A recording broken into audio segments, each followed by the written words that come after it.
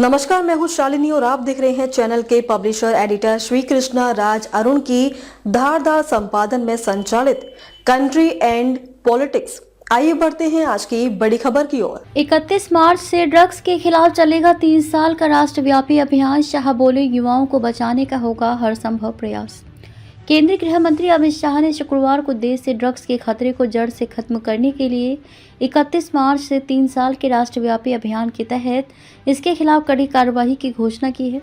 Narco coordination centre NCORD की 9वीं शीर्ष स्तरीय बैठक को संबोधित करते हुए उन्होंने कहा कि सामूहिक अभियान के तहत नशीली दवाओं के दुरुपयोग के खिलाफ लक्ष्य निर्धारित कर कार्रवाई की जाएगी।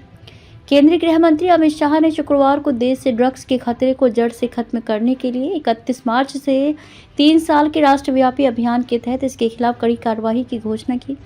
नार्को कोऑर्डिनेशन सेंटर NCORD की 9वीं शीर्ष स्तरीय बैठक को संबोधित करते हुए उन्होंने कहा कि सामूहिक अभियान के तहत नशीली दवाओं के दुरुपयोग के खिलाफ लक्ष्य निर्धारित कर कार्रवाई की जाएगी, साथ ही इसकी समयबद्ध समीक्षा भी की जाएगी। गृह मंत्री द्वारा घोषित तिथि के अनुसार नशीली दवाओं के खिलाफ अभियान नक्सलवाद को खत्म करने के लिए उनके द्वारा निर्धारित समय सीमा 31 मार्च के तुरंत बाद शुरू किया जाएगा। इस अवसर पर उन्होंने अमृतसर में नारकोटिक्स कंट्रोल ब्यूरो NCB कार्यालय का वर्चुअल उद्घाटन भी किया। बयान के अनुसार NCB द्वारा हाइब्रिड मोड में आयोजित इस बैठक में केंद्रीय मंत्रालयों और विभागों के प्रमुख हितधारकों, राज्य सरकारों के प्रतिनिधियों और मादक पदार्थों से संबंधित कानून प्रवर्तन एजेंसियों के प्रतिनिधियों ने भाग लिया। शाह ने सभी विभागों को निर्देश दिया कि वे ड्रग्स की समस्या से निपटने के लिए 31 मार्च तक एक रोड मैप तैयार करें, एक निगरानी तंत्र स्थापित करें और इस पर पूरी तरह से ध्यान केंद्रित करें ताकि इसका एक व्यापक समाधान निकाला जा सके। उन्होंने कहा कि अगले 3 वर्षों में हमें देश भर में हर मोर्चे पर नशीली दवाओं के खिलाफ लड़ाई लड़नी होगी और भारत को नशा मुक्त बनाना होगा।